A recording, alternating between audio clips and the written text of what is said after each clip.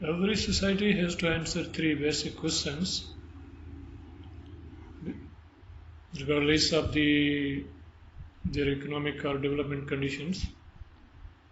And these economic questions are what to produce, how to produce, and for whom to produce. To answer these questions, societies need some sort of the system or mechanism, and that mechanism we call the economic systems.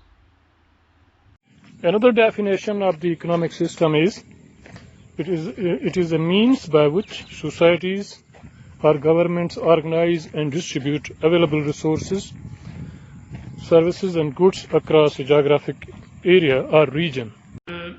Nowadays, three dominant economic systems. Actually, there are two, but we are calling them three. One is the free or market economy, capitalism. Capitalism is also known with different names, just like the free economy, the liberal economy, the market economy, the open economy, or even it is called the laissez-faire. This economic system is defined by the founder of capitalist ideology, Adam Smith.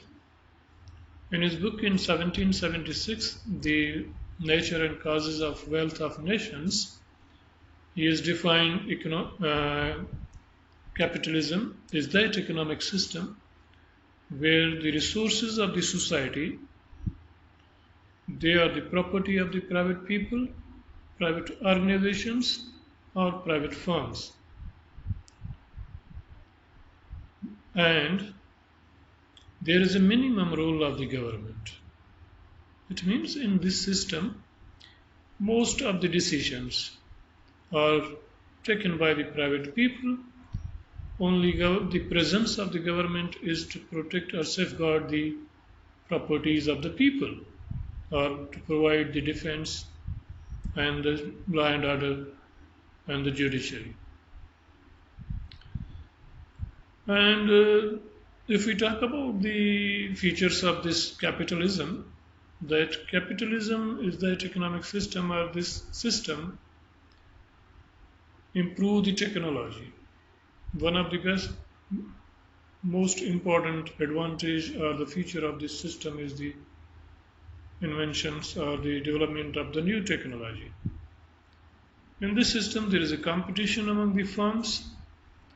So due to this competition, the firms, they are trying very hard to develop the newest or the latest technologies to overtake the other competitors.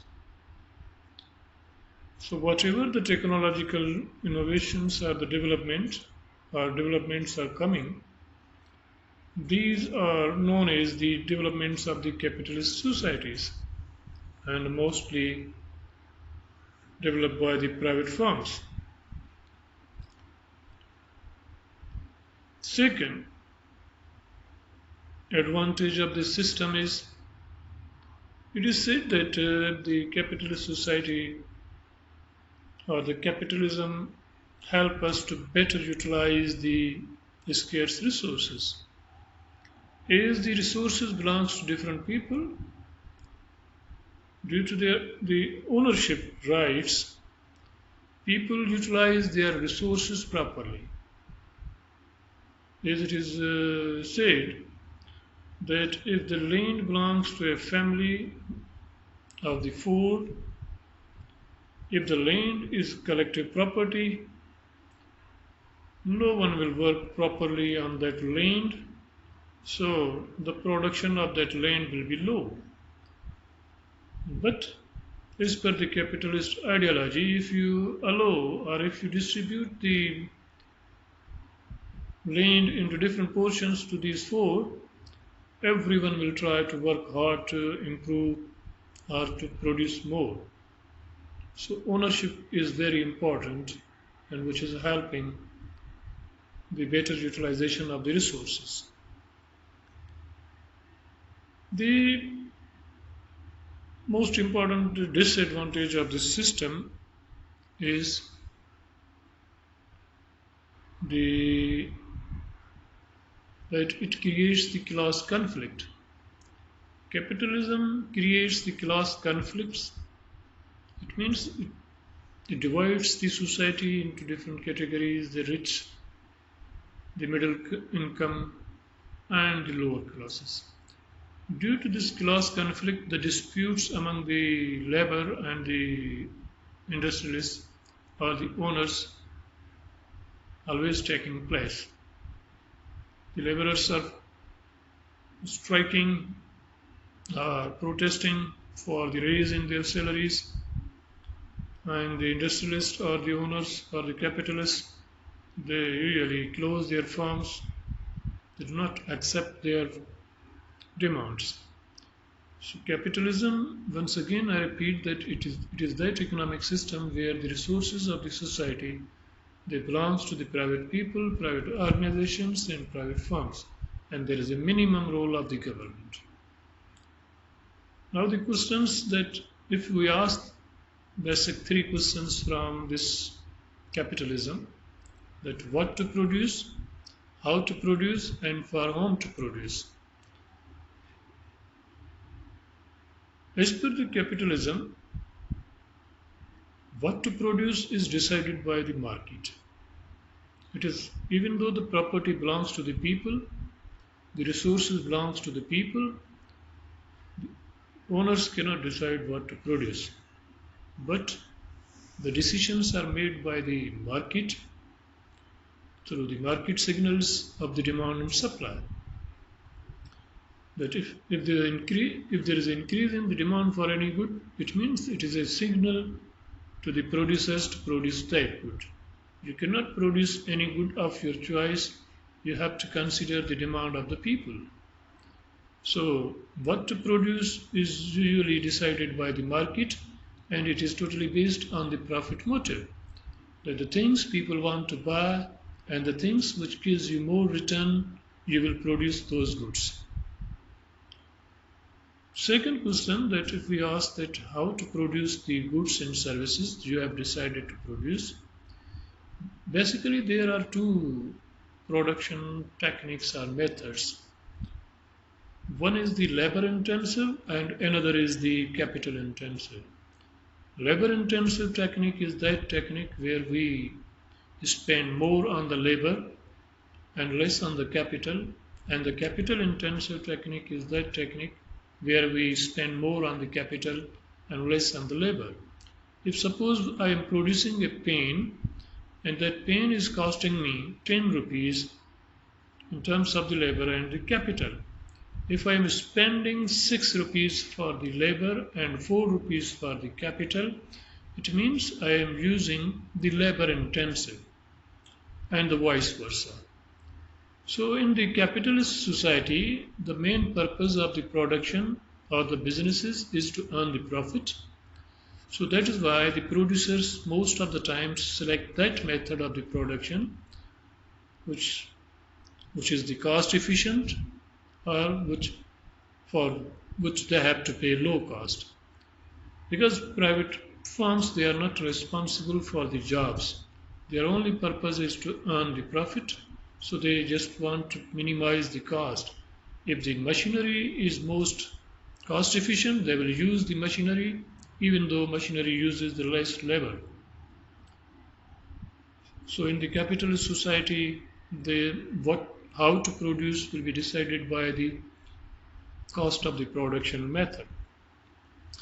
Another question, if we are asking the most important question, the third one, if we ask from the capitalist society that for whom the goods and services which you have decided, for whom you are producing, the goods will be produced for those who have the purchasing ability. Those who have the ability to buy the goods, they can afford to buy. So according to the capitalist ideology, the fittest has to survive, and the fittest in terms of the Adam Smith is the person having the ability to buy. So for whom to produce or who will consume in the capitalist society, The goods are produced for those who have the ability to buy. So that's all about the capitalism. In the next lecture, we will discuss about the socialism or communism. Another economic system is the communism. This system is also known with the different names. It is also called the socialism, planned economy, controlled economy, or controlled economic system.